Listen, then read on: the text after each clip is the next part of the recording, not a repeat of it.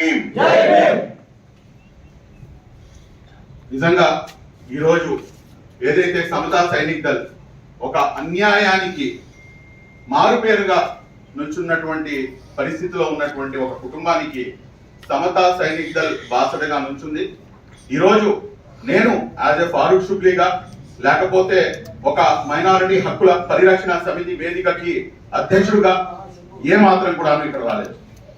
నేను ఒక మానవతావాదిగా అంబేద్కర్ ఆశయాలను, అదేవిధంగా దళిత్ ముస్లింలు ఇద్దరు కలిసి ఏదైతే బాబాసాహెబ్ అంబేద్కర్ ఆశించినటువంటి రాజ్యాధికారం ఉందో ఆ రాజ్యాధికారం మనం ఇద్దరం కలిసి సాధించాలి అన్న ఏదైతే నిశ్చయం, దృఢ నిశ్చయం మన మనసులో ఉందో, అందుకోసం దాన్ని ఇంకా దృఢంగా మన అందరం మన రెండు సమాజాల్లో కూడాను తీసుకెళ్ళడానికి ఈ రోజు ఒక అంబేద్కర్ వాదిగా మీ ముందుకు రావడం జరిగింది.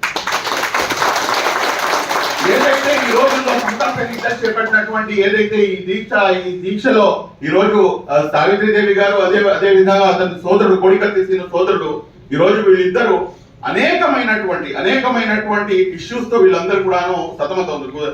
లాస్ట్ 5 years నుంచి, అంటే ఎన్ని విధాలుగా, అంటే ఇది ఒక లిటరల్ ఎగ్జాంపుల్. ఈ రోజు అంటే వీళ్ళు ఇక్కడ వరకు చేరుకోవడానికి ఏమేం జరిగింది అనేది సమతా సైనిక్ దళ్ రాష్ట్ర అధ్యక్షులు బిగ్గి గారికి, అదేవిధంగా మన మిత్రుడు సోదరుడు సురేంద్రకి, అదేవిధంగా మాకు మాత్రమే తెలుసు. అంటే అన్ని విధాలుగా కూడా ఈ రోజున రాష్ట్రంలో ఈ విజయవాడలో ఎక్కడైనా కానీ మూలనా కూడా మీకు పోలీసులు కనిపిస్తున్నారంటే దానికి కారణం ఇదే. వీళ్ళు ఇక్కడ దాకా రాకూడదు, వీళ్ళు ఏ రకంగా అయినా కానీ అడ్డుకోవాలి అంటే.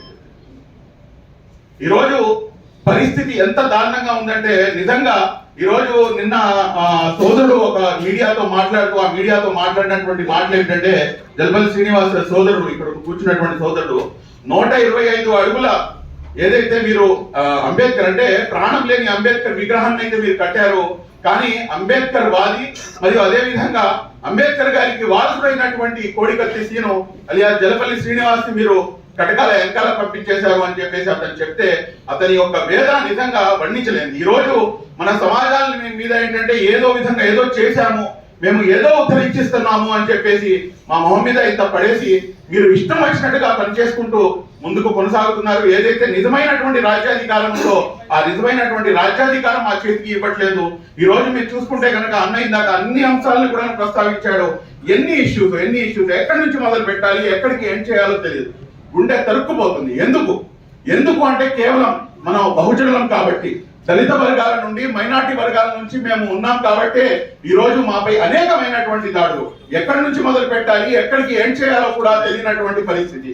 ఈ రోజు రాష్ట్రంలో చూసుకుంటే కనుక ఎమ్మెల్సీ అనంతబాబు అతను చేసినటువంటి ఘనకార్యం నిజంగా, అంటే సభ్య సమాజం మనం ఇంకా ఎక్కడ తల ఏ విధంగా తీసుకొని ముందుకు వెళ్లాలో కూడాను అర్థం కానటువంటి పరిస్థితి. ఈ రోజు కోడికత్తి శ్రీనివాస్ ఇతను లాయర్ ప్రాక్టీస్ అంటారు,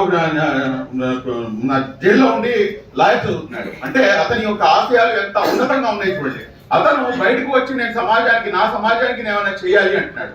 అతను ఇచ్చినటువంటి వాంగ్మూలం నిజంగా చూస్తే కనుక ఆ వాంగ్మూలం చూసిన తర్వాతనే నా యొక్క ఏదైతే డిసిజన్ ఉందో ఆ డిసిజన్ పూర్తిగా మార్చుకొని, లేదు ఈ కుటుంబానికి మనం ఖచ్చితంగా మనం వెన్నట్టు నుంచోవాల్సినటువంటి అవసరం ఉంది అని చెప్పేసి అతను రాసినటువంటి ఆ లేఖలో ఏంటంటే, ఏదైతే ఇన్సిడెంట్ జరిగిందో ఆ ఇన్సిడెంట్ జరగక 3-4 రోజుల ముందు ఏదైతే ఆ కోడి కత్తి ఉందో, ఆ కత్తి ఏదైతే ఉందో ఆ కత్తిని ఆల్మోస్ట్ 3 నుంచి 4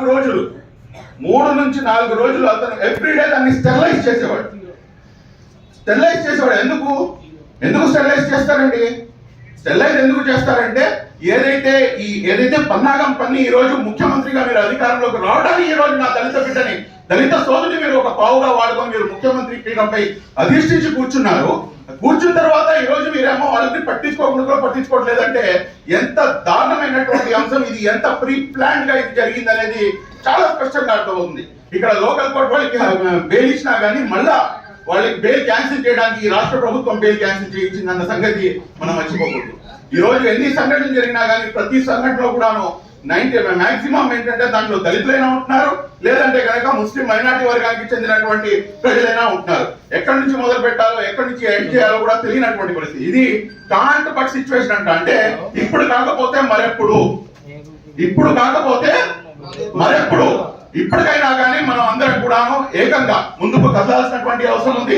రాష్ట్రంలో ఎక్కడైనా కానీ ఏదైనా సంఘటన జరిగితే కేవలం ముస్లింలపై జరిగితే కనుక ముస్లింలు మాత్రమే మాట్లాడుతూ ముస్లింలకు అన్యాయం జరుగుతుంది, ముస్లింలు అన్యాయం జరుగుతుంది అంటే ముస్లిం సమాజం లేని వాళ్ళు ఎవరైతే ఉన్నారో మన దళిత సోదరులు, మన బీసీ సోదరులు ఎవరైతే ఉన్నారో వాళ్ళు మంచులు కదా, వాళ్ళ గురించి మనం మాట్లాడేటటువంటి బాధ్యత ముస్లిం సమాజంలో లేదా అని చెప్పేసి కూడాను ఈ సందర్భంగా మీ అందరి ముందు కూడా నేను అందరినీ కూడా తెలియజేస్తూ రాబోయే రోజుల్లో ఖచ్చితంగా ఏ ఒక్క అంశం జరిగినా కానీ ఖచ్చితంగా మైనార్టీ హక్కుల పరిరక్షణ సమితి యాజ్ ఏ పాజిటివ్లీ రాష్ట్రంలో ఉన్నటువంటి 49 కమిటీలు ప్రతి ఒక్కటి కూడాను మీ అందరికీ కూడాను తోడ్పాటుగా నుంచుంటాయని చెప్పేసి దళిత సమాజానికి మీకు మీరు ఇదిగా ఉంటాయి. అదేవిధంగా దళిత సమాజం కూడాను ముస్లిం మైనార్టీని కూడాను మీరు దగ్గర తీసుకొని ఇద్దరం కలిసికట్టుగా ముందుకు ప్రాణం కొనసాగిద్దామని చెప్పేసి తెలియజేస్తూ ఈ యొక్క ఏదైతే ఈ పోరాటం మొదలైందో ఈ పోరాటం ఇన్షాల్లా ఏదైతే మా యొక్క హక్కుల సాధన ఉందో ఆ జలపల్లి శ్రీనివాస్ బయటకు వచ్చేంత వరకు ఇన్షాల్లా కొనసాగించాలని చెప్పేసి ఆశిస్తూ ఈ యొక్క కార్యక్రమం ఇంకా ముందుకు వెళ్ళాలని చెప్పేసి